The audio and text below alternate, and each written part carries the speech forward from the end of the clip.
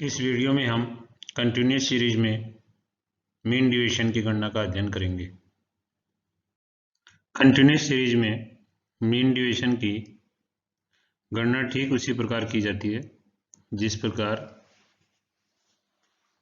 Discrete series में mean division की गणना की जाती है।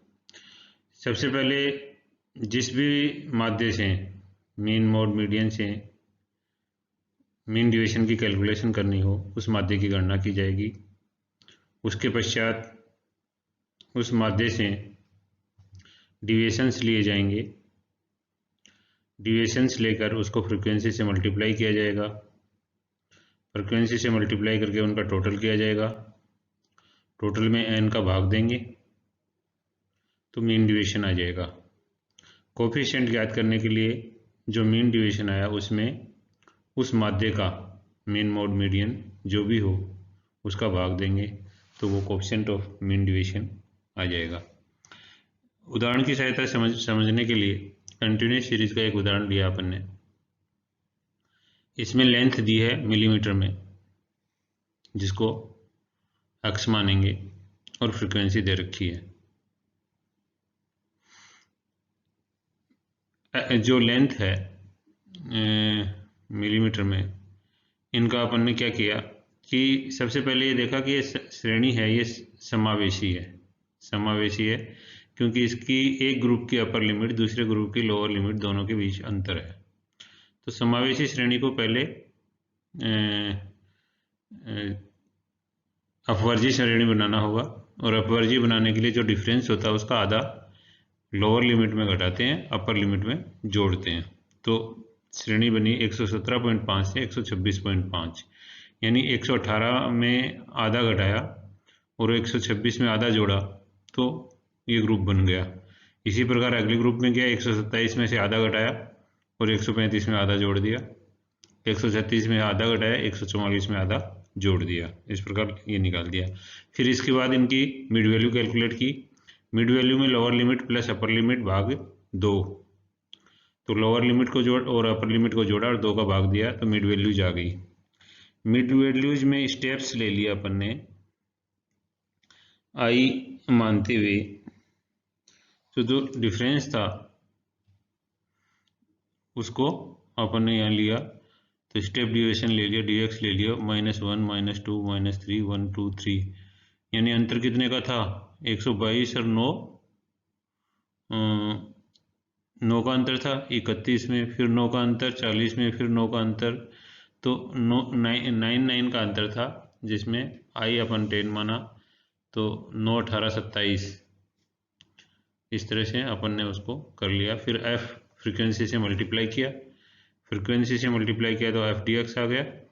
और ये कैलकुलेशन किसके लिए की अपन ने? मीन के लिए कैलकुलेशन की। मीडियन के लिए कम्युलेटिव फ्रीक्वेंसी निकाल लिया।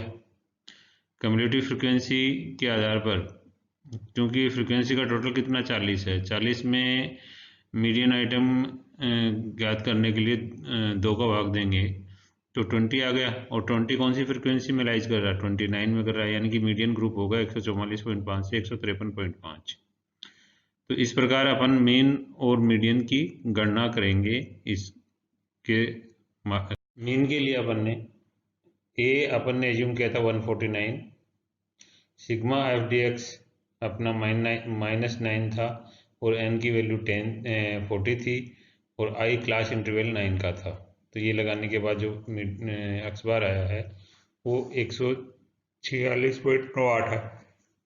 मीडियन की कैलकुलेशन करने के लिए मीडियन आइटम अपन ने 20 निकाला, 20 लाइज कर रहा है 29 में कम्युलेटिव फ्रिक्वेंसी में, और उसके लिए वैल्यू होती है 144, ग्रुप होता है 144.5 से 153.5। ये अपन ने डिसाइड किया था। अब फॉर्मूला लगाएंगे तो L1 प्लस आई अपन एफ है मानी सी। L1 है 144.5, आई है 9 और एफ है इस ग्रुप की 12 और एम है 20 और -17 पहले वाले ग्रुप की कम्युलेटिव फ्रीक्वेंसी। तो इस प्रकार 146.75 आ गया। अब अपने सामने एक्चुअल मीन है और एक्चुअल मीडियन है। इन दोनों से डिविएशंस लेंगे किसके लिए? मीन डिविएशन कैलकुलेट करने के लिए। तो एक्चुअल मीन से डिविएशंस लेंगे तो 146.98 से, और वैल्यूज अपने पास मिड वैल्यू की हैं 122, 131, 140, 149, 158, 167। तो इनमें जो डिविएशंस लिए 122 और 146.98 का डिफरेंस लिया था 24.98, फिर 15.98, 6.98, 2.02, इस तरह से डिविएशंस अपन ने कैलकुलेट कर लिए और फ्रिक्वेंसी से मल्टीप्लाई करके उनका टोटल कर लिया तो 435.12 आ गए। 435.12 मीन डिविएशन से जो डिविएशंस लिए थे, मीन से जो डिविएशंस लिए थे उनको फ्रीक्वेंसी से मल्टीप्लाई करके उनका जोड़ आया।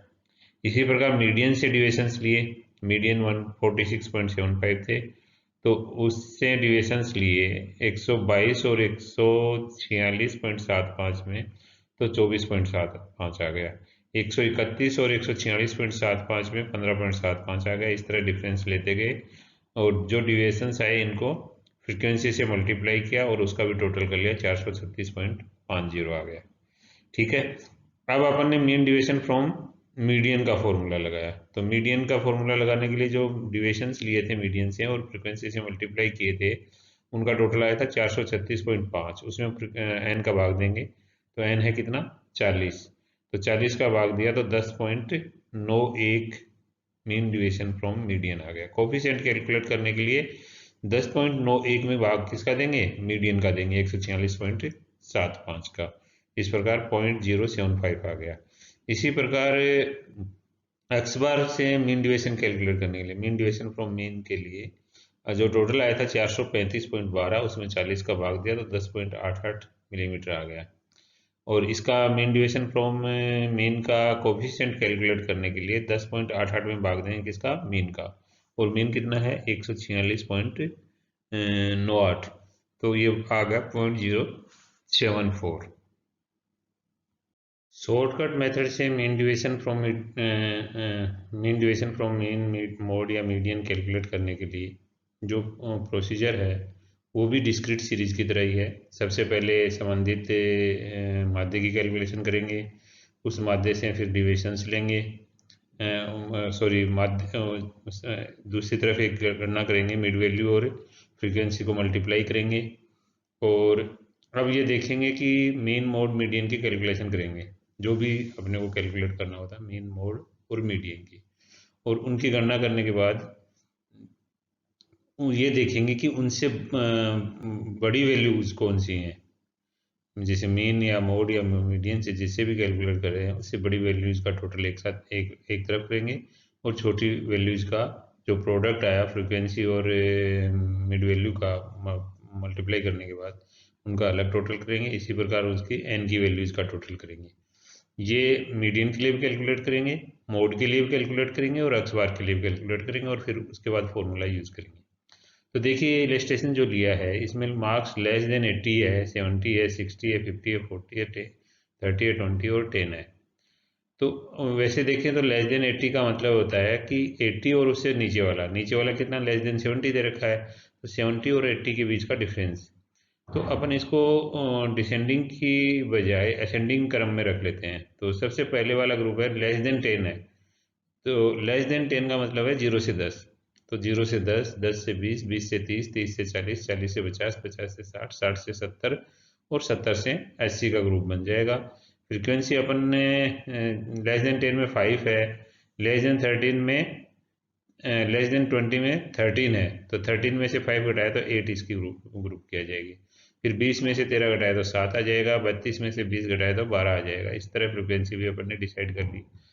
अब ये फ्रीक्वेंसी डिसाइड करने के बाद ये मीन मोड मीडियन की कैलकुलेशन करेंगे, तो देखिए यहाँ मीन कितना है 46.43 और मीडियन और मीन है 45, मीन है 45 है। तो ये दोनों कैलकुलेट करने के बाद अपन जैसे मीडियन वाली वैल्यू है 46.43, 46.43 से ज़्यादा वैल्यू कौन सी आती है जो मिड वैल्यू की, तो ये 55, 65 और 75 तीन वैल्यू जाती हैं। इसी प्रकार कम वाली में 45 और 35, 25, 15 और 5। अक्स बार की कैलकुलेशन यानी कि 45 है तो 45 वाली वैल्यूज को छोड़ देंगे, पहले लेंगे 25, 120, 175 और 420, ये 35 तक की लेंगे। फिर 55, 65 और 75 तीन को अलग करके बड़ी वैल्यूज और छोटी वैल्यूज दोनों का जोड़ करेंगे। तो 45 से बड़ी कौन सी होगी? 55, 65 और 75, इनकी फ्रीक्वेंसी होगी 40 और इनकी प्रोडक्ट हो गया 11, 6, 17, 7, 24, 2500। इसी प्रकार छोटी लेंगे तो 45 से छोटी चार वैल्यू हैं, 5, 15, 25 और 35। इनकी फ्रीक्वेंसी होगी 8 और 5, 13, 7, 20 और 12, 32। और वो वैल्यूज कितनी होगी? 25, 120 प्लस 175 प्लस 420, जिनका टोटल 740 आ गया। इस प्रकार दोनों की अलग अलग कैलकुलेट कर ली और अपन ने फॉर्मूला लगा दिया मीन डिवीजन फ्रॉम मीडियन के लिए। तो फॉर्मूला लगाने के बाद ये वैल्यूज जो मीन डिवीजन फ्रॉम मीन आ जाएगा 14.29 और मीन डिवीजन फ्रॉम मीन आ जाएगा जो गणना अपन करेंगे। इस प्रकार हमने देखा कि मीन डिवीजन कंटिन्यूस सीरीज में डायरेक्ट और शॉर्टकट मेथड से किस प्रकार गणना की जाती है। अब जो मीन डिवीजन है उसकी मेरिट्स क्या क्या है? तो मेरिट्स में है इजी टू कैलकुलेट, किसी भी माध्य से संभव है, पॉसिबल फ्रॉम एनी एवरेज, सभी मूल्यों पर आधारित है, सभी पद मूल्यों पर आधारित है, बेस्ड ऑन ऑल आइटम्स, और least affected by extreme values, extreme values से सबसे कम प्रभावित है, और डिस्ट्रीब्यूशन को महत्व देता है, ये इम्पोर्टेंस टू डिस्ट्रीब्यूशन, और relative weightage to all values, सभी समस्त मूल्यों को सापेक्ष महत्व प्रदान करता है, और इसकी वैल्यू सर्टेन होती है, निश्चित माप होती है, निश्चित मूल्य होता है और शुद्ध अंश तक निकाला जा सकता है। डिमेरिट्स ऑफ मीन डिवीजन में सबसे पहली जो डिमेरिट है वो है इग्नोरेंस ऑफ साइंस। इसमें हम जब इसकी गणना करते हैं मीन डिविजन्स की, तो जो डिविजन्स आते हैं उनमें प्लस माइनस का इग्नोर करते हैं, प्लस माइनस को इग्नोर करते हैं, जिसे बीजगणितीय दृष्टि से शुद्ध नहीं माना जाता। ये अनरिलायबल हैं कब? जब अनेक परिस्थितियां ऐसी होती है जिसमें माध्य विचलन असंतोषजनक परिणाम देता है, क्योंकि बहुलक अनिश्चित होने के कारण इसमें विचलन ज्ञात करना अनुपयुक्त है। समानता का अभाव है, लेक ऑफ यूनिफॉर्मिटी, माध्य विचलन की गणना किसी भी माध्यम से की जा सकती है, अतः अलग अलग माध्यों से अलग अलग विचलन ज्ञात होते हैं जिनमें समानता का अभाव पाया जाता है, यानी कि अलग अलग मीन डिवीजन आते हैं।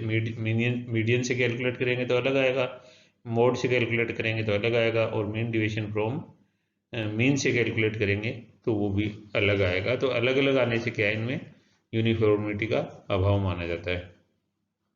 ये दोष होने के पश्चात भी सरलता और निश्चितता के कारण वाणिज्य के अनेक क्षेत्रों में इसका प्रयोग किया जाता है, व्यवहारिक रूप से परमाप विचलन से भी अधिक प्रचलित है। Thank you.